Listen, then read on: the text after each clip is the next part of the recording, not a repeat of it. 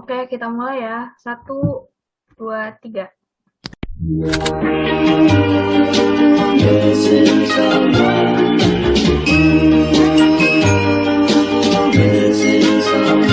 Missing someone.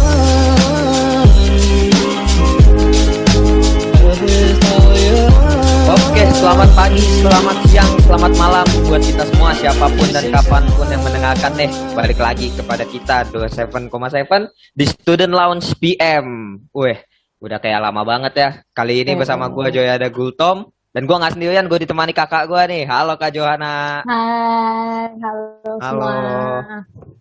Jadi sekarang kita mau ngomongin apa sih nih Kak? Nah, jadi di podcast kita yang kedua nih, di episode kedua kita bakalan bahas tema yuk bisa yuk. Yuk, Mungkin bisa yuk. Apa tuh Kak? mungkin mungkin masih bingung. Mungkin umumnya kita dengerin itu kalau misalnya teman-teman kita nih sering banget ujarin ini untuk kita supaya semangat dalam perjuangan. Ada yang berjuang ngerjain paper, ngejar deadline untuk attach tepat waktu di psikologi dan banyak lagi gitu. Jadi kita akan bahas seputar perjuangan para sivitas gitu dengan Mantap. narasumber yang gak kalah kece nih. Siapa nih? Weh, ada siapa nih? Kayaknya narasumber yang ini pasti sering dipanggil karena suka berjuang kali ini ya. Oh, tentu, Dia bilang, tentu. ayo bisa yuk ya. Wih, Atau dia sering menyemangati para pejuang di luar sana gitu. jelas. Oke, boleh Kak. Siapa nih narasumber kita nih Kak? Ya, ini dia Bang Uriel dari Pasca Sarjana Angkatan 2019. Halo, Bang. Halo Bang. Halo. Buah nangka kulitnya berduri. Cakep. Cakep. Gua seneng ikut podcast di sini. Hai. Oh dia datang pakai pantun loh. Mantap. Ya, Ini kenalan dulu dong Bang, buat adik-adiknya Oke. nih. kenalin nama gua Timothy Uriel Pelmar, akrab disapa Uriel, Riel lah. Terus gua mahasiswa STP Jakarta, Prodi Magister, konsentrasi perjanjian lama bersama Pendeta Yongki Karman PhD. Gitu, teman-teman. Tapi lulusan dari S1-nya? STP Jakarta Jakarta juga dong. Oke. Gua Mantap. ngambil PL juga, perjanjian lama. Sama Pak Yongki juga. Yoi, Wah, bersama Pendeta Yongki. Pendeta Yongki. Wah, mantap. Nah, ngomong-ngomong tentang perjuangan nih, Bang. Ada gak sih yang lagi diperjuangin? Asik. Jadi sebenarnya ya, aku jujur-jujuran aja sih di sini. Gua terbuka sama teman-teman sekalian. Kalau sebenarnya gua tuh bingung dengan perkuliahan. Kenapa kita harus kuliah gitulah kira-kira. Lagi mana, Bang? Gua Maksudnya kenapa? bingung kenapa? Karena gue pikir-pikir kayaknya gue kuliah blunder dah, ngapain gue kuliah, ada penyesalan kayaknya gitu sih. Tapi demi masa depan dan cita-cita menjadi pendeta yang luar biasa ya guys ya, jadi gue sekolah dan ternyata susah boy. Oh, makanya blundernya ternyata susah ya. Iya, Kenapa tuh, Bang? Susahnya gimana sih, Bang? ini susahnya tuh jadi kita ini merasa paling susah sekali mengerjakan tugas di STT. Gue berpikir dulu, kayaknya lebay dah anak-anak STT ini, sok-sok susah gitu ngerjain tugas. Lah gue bikin paper 5 halaman ngeluh. Jadi gue pikir jadi santuy itu gue. S2 gampang, ternyata tidak. Nyesel gue ternyata bertemu dengan sastra bahasa Ibrani misalnya. Mungkin ada teman-teman lain yang nggak tahu bahwa kuliah perjanjian lama itu nggak soal Alkitabnya doang, tapi soal bahasa sebelumnya. Nah, gue belajar tuh, ternyata susah. Gue pikir gampang, kayak satu doang sih ini gampang. Gitu. Bang, Ibrani ada lanjutannya lagi, Bang? Ada sampai sastra segala? Iya, otomatis gue harus belajar linguistik baru dong, bagaimana grammarnya. Jadi kan gue harus belajar sastra Ibrani secara mendasar. Hmm. Sedangkan di S1 gue tidak serius gitu Iya. belajarnya. Iya.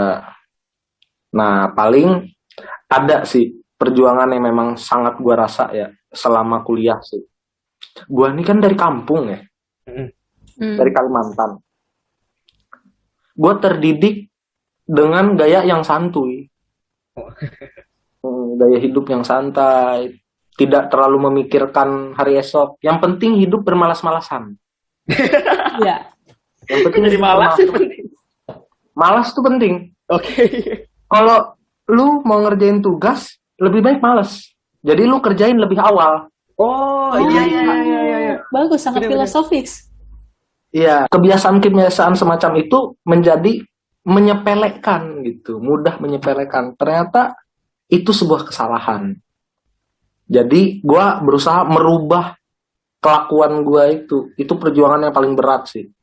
Kedua ada lagi tentang berjuang ini, bagaimana sulitnya ketika harus belajar berbahasa Inggris. Ah, Susah bener deh. Boro-boro gue bahasa Indonesia ya dibilang tulisan gua kering, bahasa Inggris. iya benar. Buku kita karena banyak bahasa Inggris ya. Mm-mm. Iya. Padahal gue berharap dulu gue masuk STT, gue bakal belajar bahasa Dayak gitu. Ternyata salah bahasa Inggris. Buset. Harusnya buku teologi ya bahasa Dayak ya. Iya. Kan kita teologi di Indonesia Mm-mm. Gue dari Kalimantan. Kenapa jadi bahasa Inggris? Enggak juga sih bang. Tapi emang beda ya bang. Gimana sih bedanya perjuangan di S1 dan S2 lah gitu? Nah, perbedaan yang signifikan eh, ini sih. Pertama, secara mendasar, lu harus benar-benar eh, rasional, realistis, sehingga pengerjaan tugas itu benar-benar membawa hasil yang baik dan benar. Kan kita punya standar penilaian tuh, standarnya akan lebih tinggi. Iya. Jadi perbedaan standar membuat cara belajar lo akan berubah. Mau Oh, nggak mau harus berubah. Nah, cara belajar ya itu cara punya gua lah. Mungkin teman-teman lain punya lah caranya. Tapi sadarilah saat kalian belajar dan merasa itu sudah susah, hati-hati. Hati-hati. Karena kalau lu lanjut, maka lu akan bertemu yang lebih susah.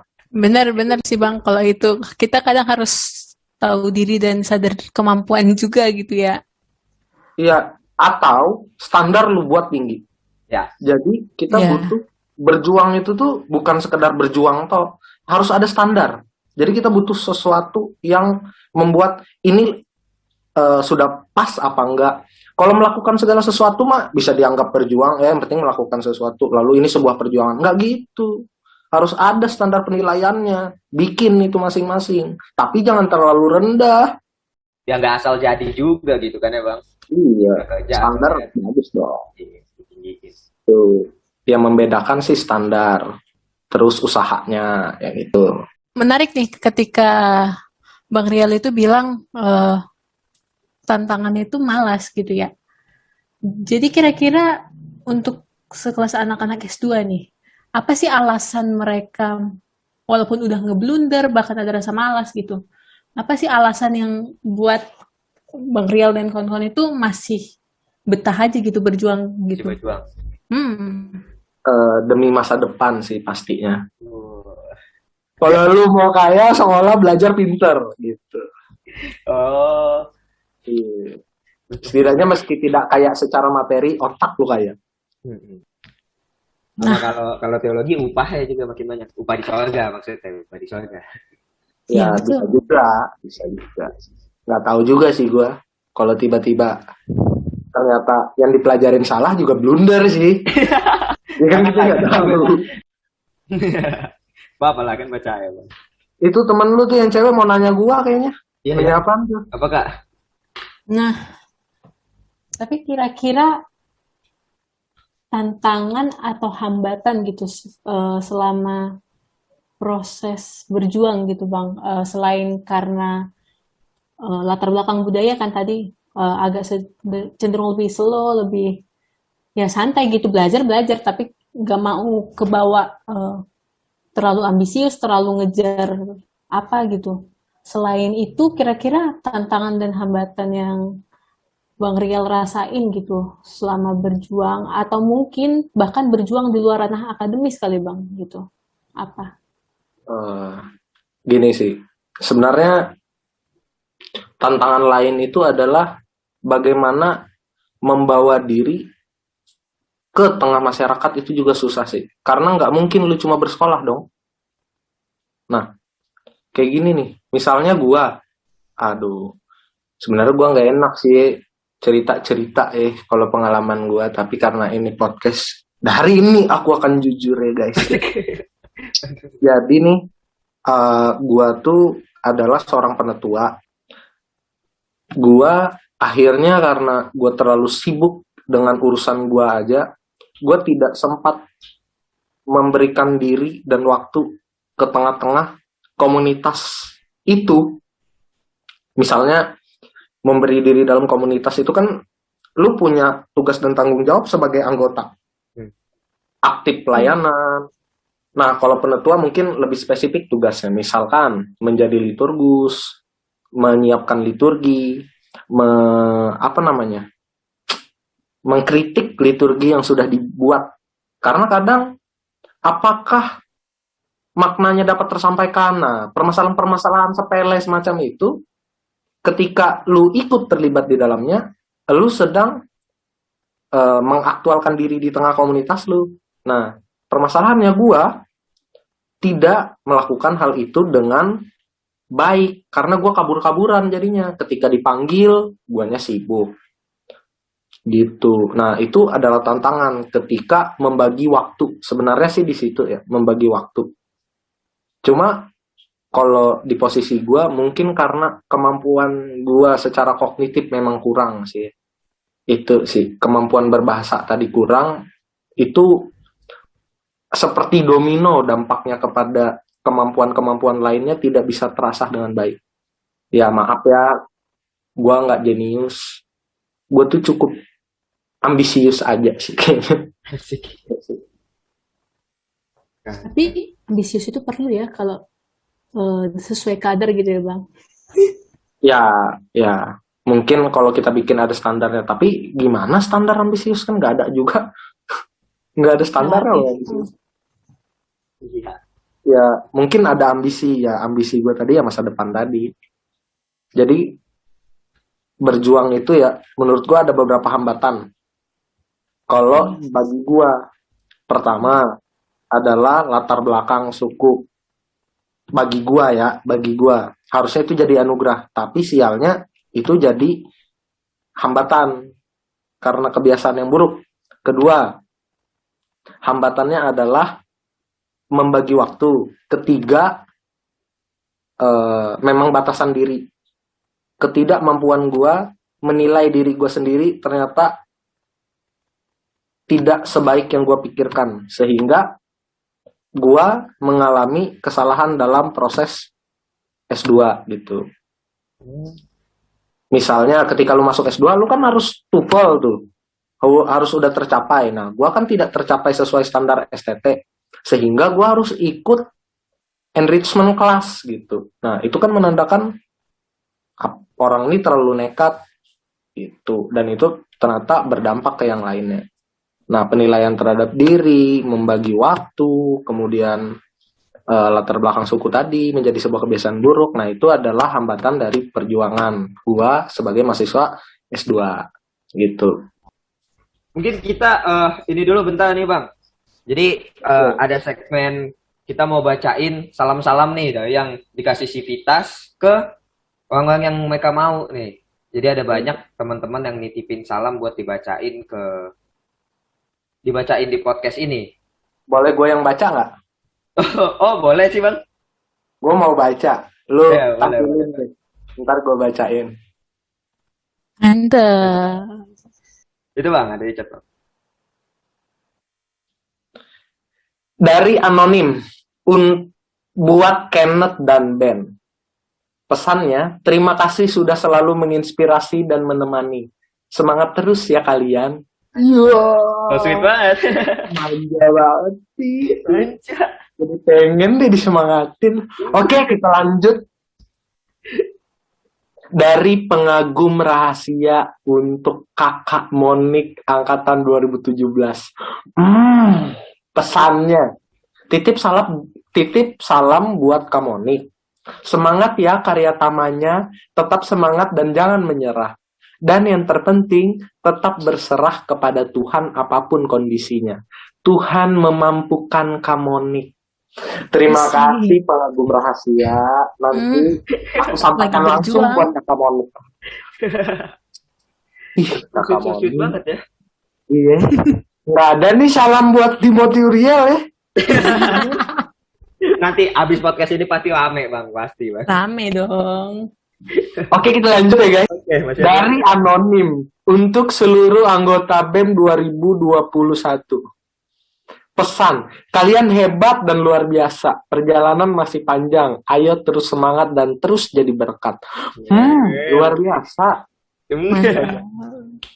Kalau gitu, kita lanjut ke pesan selanjutnya dari Elfra Emanuela. Nah, pesannya ini lebih spesial. Kira-kira kenapa tuh guys? Untuk doi gitu. Bukan, karena gue yang baca. Oke. Bagus. Oke. Mau salam-salam buat angkatan 2019. Semoga tetap semangat, terus salam buat dosen juga. Semoga sabar ngajarin kita. Terus salam buat anak-anak BEM. Semoga tetap kreatif walaupun di rumah. Terima kasih banyak. Terima kasih semua. Ya, Makasih semua. kita kembali lagi dengan topik-topik hangat dan menarik yang akan dibawakan dua podcaster kita. Silahkan ya, sudah tempat saya sediakan. Oke. Tetap balik lagi pasti ke abang juga sih. Tadi kan kita udah bahas banyak nih tentang gimana kita tantangan-tantangan dalam perjuangan, terus tadi ada abang ambisinya gitu. Nah sekarang kalau dari eksternal nih bang, ada gak sih ada apa saja atau siapa saja lah gitu support system yang membuat abang semangat gitu dalam berjuang? Ada sih. Kita bagi dua ya. Oke. Kita bagi dua nih. Pertama, ini konteksnya kampus kan. Jadi, untuk urusan perkuliahan, ada beberapa orang yang berpengaruh dan untuk membantu gue bertahan untuk menjalani kehidupan gue sehari-hari, itu juga beda. Pertama-tama, yang paling berpengaruh menjadi support system itu adalah pendeta Yongki Karman. Wow. Kenapa berpengaruh? Dia dosen pembimbing. Kalau nggak ada dia, gue nggak lulus. Iya juga. Iya, realistis dong, kita realistis. Dan kedua adalah Tony Wiaret. Terima kasih untuk Bang Tony yang selama ini mengancam aku Deko. Hah? Diapain bang? Kamu selalu mengancam aku untuk Deko. Terima kasih banyak Tony semangatnya. Ah, itu dia. Oh jadi cara supportnya diancam ya bang? Wow, diancam dengan sangat keras. Kalau lu Deko, lu bikin malu keluarga. Jadi gue harus kuliah. Oh harus iya benar. Motivasi juga sih itu. Iya, gue udah takut ya, gue udah nanya sama mama, sama bapak, Mak, gimana kalau aku DO? Kok pesimis kamu? Kayak bukan anak aku, katanya. Asik. Beri kali. Ini salah. Sesudah itu, support system ini yang menolong gue dengan sangat baik. Karena gue menyadari banyak kesalahan dalam hidup gue. Dalam pengerjaan tesis. Support system sejati tuh bang, berarti bang. Oh, ingat ya, yang butuh support. Support system tuh bukan orang yang sibuk menyemangati lu, tapi support system adalah orang yang jujur kepadamu. Yes. Karena jujur itu yang bikin maju kan. Yoi, sekarang gue mau tanya dulu, lu tinggal di mana boy? Siapa gua? Depok bang. Lu dari Depok. Ntar kita nongkrong-nongkrong biar lu bisa santuy sama gue. Oke, siap. Pasti nih bang. Sebelum gue balik, sabar ya. Sekarang ada salam-salam. Oke. Dari anonim. Untuk Kesha, you are so great, Han. Terus bersinar dan menjadi garam buat dunia ini. Tuhan yang mampukan kamu selalu. Oke, kita lanjut ke pesan selanjutnya. Yang terkasih Cah Wedok dari Jawa 2019. Smile. Manja. Kak Evelyn dan Pak Abraham. Nah, itu yang teruntuknya. Dan Papa dan Mama. Dan angkatan 2019. Pesannya tetap semangat ya Kak Eva dan Pak Abraham. Walaupun lelah, susah, dan resah, semua pasti bisa dilalui. Allah menyertai ya. Amin. Makasih banyak. Oke, kita lanjut lagi ke salam selanjutnya. Banyak bener sih salamnya. Iya sih, kita semangat ini Bang. Penggemar Tristan. Untuk yang nyuruh nonton Mantra Futura. Pesannya nih. Lu denger baik-baik lu pada semua yang denger podcast. Weh, gua dah dengerin sebelumnya. Tapi MV-nya baru gua lihat pas lu kasih tahu. Sekarang gua pengen lu dengerin Lomba Sihir. Semua orang pernah sakit hati. Dari Erika 2018. Oh, ini tahu gua nih orang. Kenal gua. Cewek nih, cakep soalnya. Untuk Angel 2018. Angel, semangat selalu. Iya, kalau Angel, gue juga titip pesan ya buat Angel. Oke, kita lanjut. Dari roommate kamar 12 untuk Zeva 2018. Pesan, semangat terus, tetap ceria dan tetap sehat. Zeva mah sehat orangnya, santuy. Oke, kita lanjut ya. Dari Anonim untuk angkatan 2019. Selamat ya buat kalian yang sudah menyelesaikan latihan khotbah dengan baik. Dan semangat yang akan latihan khotbah minggu depan. Tuhan Yesus yang memampukan. God bless. Nah, ngomong-ngomong nih, gue soal latihan khotbah. Dulu gue pernah latihan khotbah juga. Ya. Gue kan mahasiswa ya. STT, calon pendeta. Nah, waktu dulu gue berjuang banget buat khotbah. Saking gue berjuang ya, gue berusaha di titik paling maksimal. Bukan karena gue nggak mampu ya, gue merasa kemampuan gue over di sana. Parah. Sombong malah dia. Iya, ini jujur. Berapi-api ya. Berapi-api. Tapi dosennya dulu tuh Simon Rahmadi. Gue itu kesaksian, ini semua penilaian tuh gue ingat-ingat, terus gue isi di dalam khotbah gue. Standar penilaian itu gue sesuaikan. Jadi khotbah gue benar-benar runut, fokusnya jelas, dan sangat sangat teologis nuansanya. Terus ditanya lah sama Pak Simon, karena dia cukup puas, bagus gitulah. Terus dia tanya di akhir, kamu mau nilai berapa? Ya 100 lah, nilai yang memang gue bagus bener kok. Gue hampir menjadi orang yang nilainya tertinggi, tapi kalah waktu itu sama Theodor Bonamartua si Tohang. Karena gue sombong. Karena dia bilang, kamu sombong, gitu. Langsung diturunin nilai gue 85, parah dah. Ingat banget gitu, sama Pak Simon. Gara-gara gue sombong. Jujur aja sih. Aduh, mantap. Tapi kalau lo jawab 85 dikasih 100 kali Bang. Iya, itu waktu temen gue, jadi dia tuh dulu khotbah kan, terus dia minder, nilai saya 60-an aja Pak, dikasih sama Pak Simon 80 apa ya, baik Pak Simon. Oke, kita lanjut ya guys, ke pesan dari Rubenta Gusnawan Pangaribuan angkatan 2020. Pesannya gini nih, titip salam dong buat dia yang selalu ada di dalam pikiranku namun sangat tidak mungkin untuk digapai. Terima kasih. Waduh, curhat. Oke, lanjut lagi nih, ada pesan lagi nih. Dari Lamganda. Pesan, Pak Bams terkasih, cepat pulih, peluk cium dari kami. Oke, Pak Bams, cepat sembuh ya Pak Bams, meski aku nggak kenal Bapak. Ya, itulah Pak Bams ya. Oke. Mantap. Oke, kita lanjut lagi ya. Kembali dengan podcast FM tadi. Silahkan.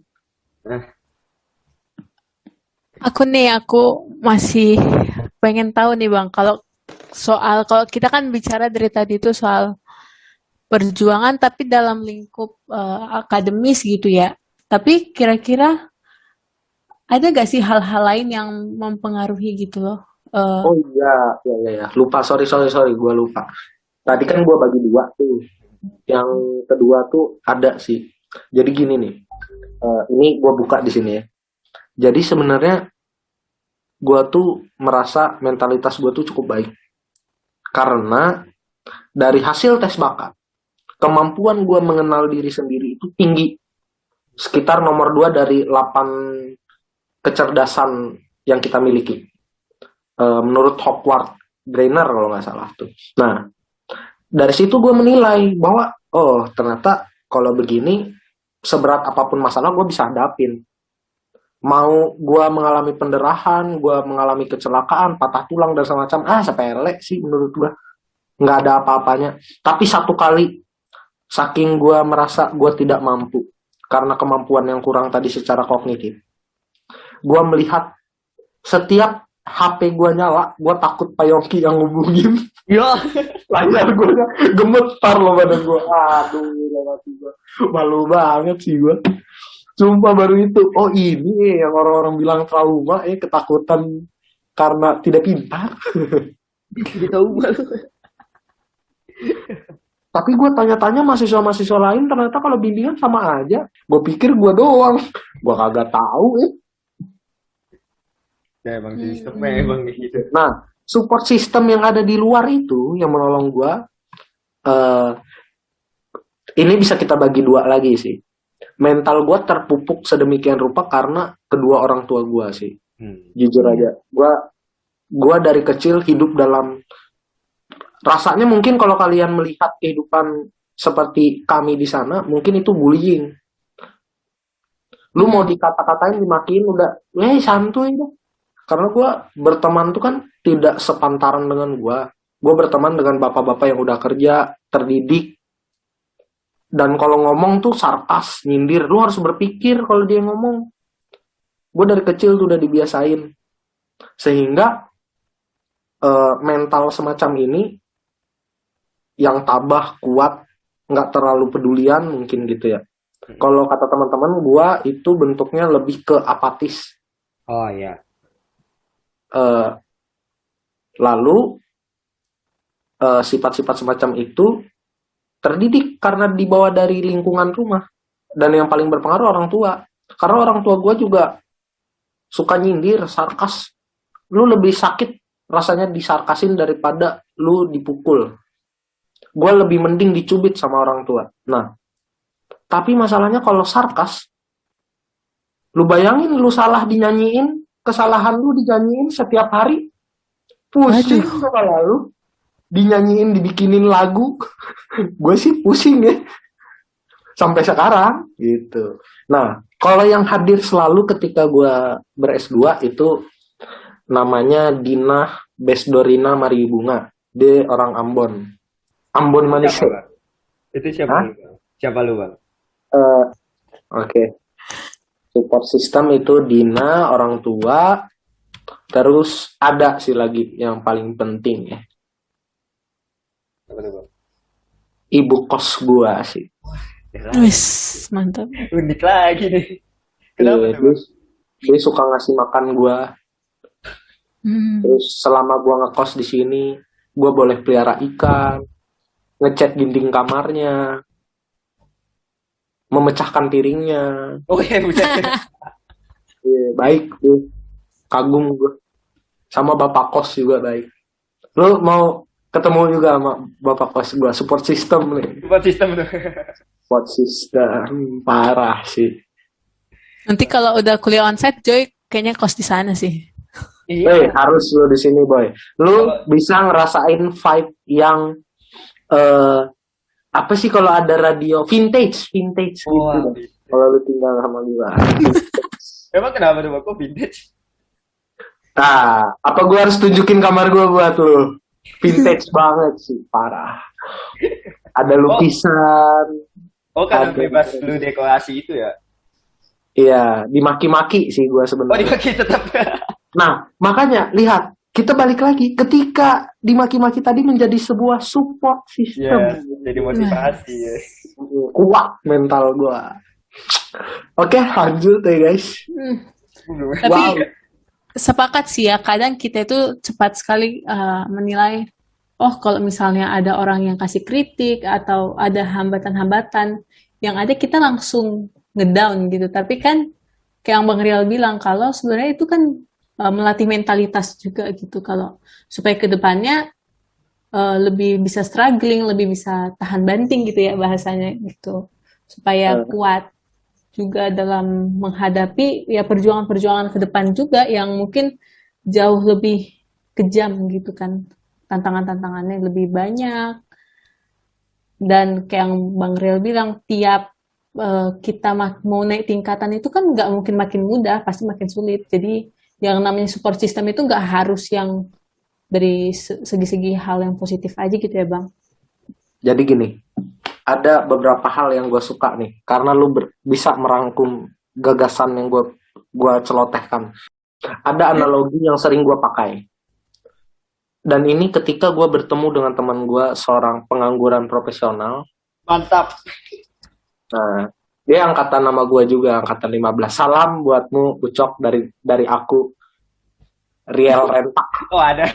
Pakai salam-salam juga. Salam gue juga. Nah, gini, Cok. Oh, enggak, buat kalian yang denger podcast, bukan buat Ucok. Jadi gini, analogi kehidupan itu seperti game. Gue suka main game. Gini, kadang kita harus farming gitu. Kita mencari bahan-bahan untuk hidup. Makanya kita farming. Makanya kita harus menghidupi supaya kita bisa hidup. Tapi ada kala di mana XP lu cukup. XP itu sebagai cara untuk lu menaikkan level lu. Bahan-bahan dasar terpenuhi, maka XP lu naik. Nah, XP menjadi bahan untuk lu naik level. Nah, hidup tuh seperti game itu. Kadang lu harus farming, kadang lu harus leveling. Kalau lu cuma diem di stagnan dan lu ngerti di tempat lu yang nyaman, lu lemah. Karena lu nggak berani naik level. Hidup tuh kompetisi, boy. Nah, gitu. Makanya berjuang itu seperti game juga. Lu kadang harus menikmati hidup lu untuk menaikkan XP lu dan bersiaplah untuk leveling. Ketika lu leveling, lu akan menang. Boom. Boleh. Mantap sih ini benar-benar sangat menyadarkan ya, apalagi untuk podcasternya juga nih yang kadang justru hambatan-hambatan itu suka buat mundur bukan buat maju gitu. Memang harus dihadapi yang namanya kompetisi itu, benar banget. Astaga. Siap untuk naik level tuh. Yes. Ingat kata Paulus, hidup ini perlombaan. Lihat, Iya, dia melihat seperti bener. permainan hidup ini. God bless berkata, dunia panggung sandiwara. Ini udah semua quotes nih dilempar nih, udah klimaks nih namanya. Bener sih. Oke nih Bang. Mengingat waktu juga nih, masih ada salam-salam lagi nih. Wah, si Vita Iya, benar. Kalau mainnya, gue tadi lihat sih, sabar, gue baca. Ini gue baca ya. Oke. Yang terus melihat senyummu dari Instagram. Iya, dia yang sering lihat senyum dari Instagram. Ya ampun. Untuk Gmail, denger kuliah onsite sebentar lagi. Semoga kita bisa ketemu ya. Gawat. Gawat. Nih kayaknya podcast episode 1 juga ada deh yang kirim. Ya, ada nih Bang. Wah. Ada ini. Maisi Dwi Eksani angkatan 19 pesan mau salam ke Abangda Bastanta, Ray sama Gabe, minta tolong tanyain kepastian mabar squad ini. Ruth Aprilia Girsang angkatan 2019. Pesannya, aku salamin orang-orang yang gak disalamin. Supaya orang-orang yang gak disalamin ada yang salamin supaya mereka merasa disalamin. Ya, makasih lah buat salamnya lah. Kasih paham, Bang. Saya Kasih juga paham. Sumpah dah kalau gua ketemu namanya Ruth nih ntar. Oke lah, lanjut. Anonim. Kak Peti angkatan 17. Oh, dari anonim untuk Kak Peti. Ya. Tetap Kakak semangat ini. dalam berproses dan lekas sembuh. Juga selalu jaga kesehatan. Makasih banyak udah ngajarin dan bimbing banyak hal. Lagi Oh, skripsian juga nih KPT-nya, tapi sakit bang gitu. Oh, disupport ini berarti. Mm-mm. oh. Kurang. Oke, untuk dari Bang Randi. Woi, Bang Randi, angkatan 2016. Untuk Kekaisaran Permata Talang. Ada Wah, tahu kekaisaran. nih. Ini sadis nih kayaknya nih. Dasar anarkis.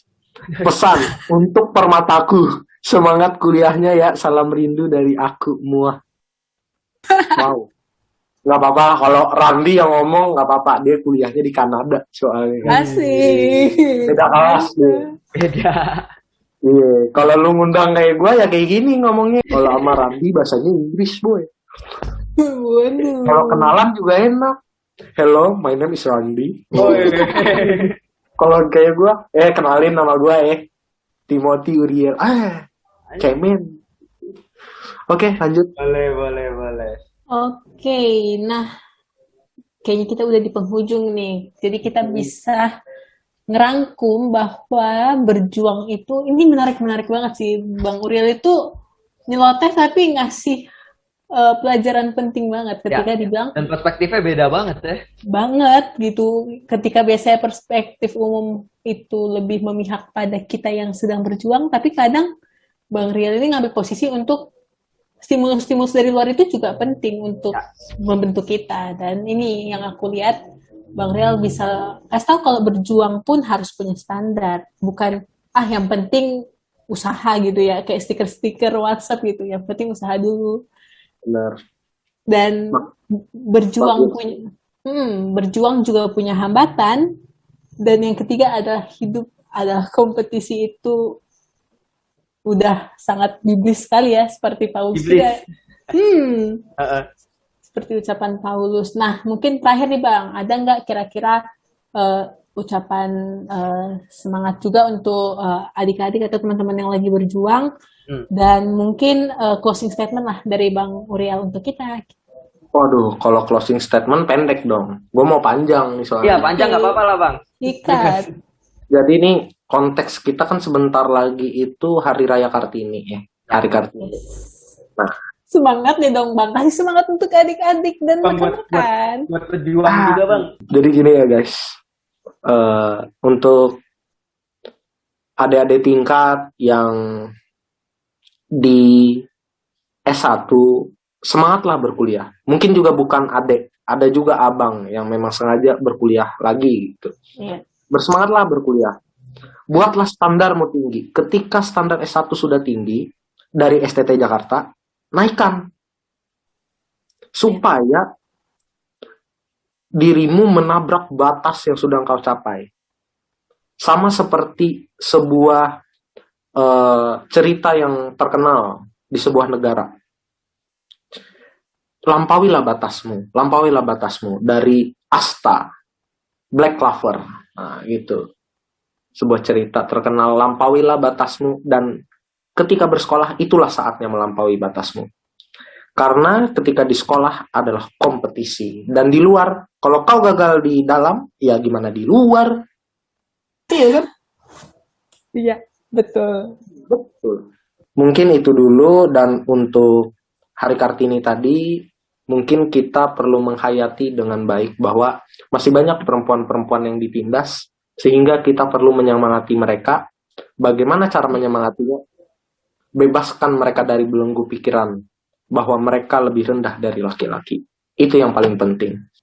Terima kasih. Mantap. Tepuk tangan dulu dong. Tolong editor nanti pakai tepuk tangan ya. Iya. Mantap. Oke. Sekali lagi thank you banget nih buat Bang Uil. Thank you Bang Uriel. Banyak banget yang udah dibukain, pasti teman-teman juga pada banyak nih yang thank you. Bolehlah next episode salam-salamnya buat Bang Uil, silakan penuhi kami. Iya. Nggak mungkin lah guys. Aja masih banyak ini yang masa tercerahkan. Wah, aku harus berjuang gitu kan. Oke, thank you Bang, thank you banget buat pepatah-pepatah ya. Thank you juga buat teman-teman nih yang udah dengerin sampai sekarang. Tetap stay tune karena kita masih banyak banget podcast-podcast lainnya yang masih banyak banget tema-tema yang asik-asik dan narasumber yang gak kalah gokil juga sama yang hari ini. Ya gak Kak? Betul, John. Oke. Jadi buat sekarang sekali lagi terima kasih dan sampai bertemu di podcast selanjutnya. Bye-bye. Dadah.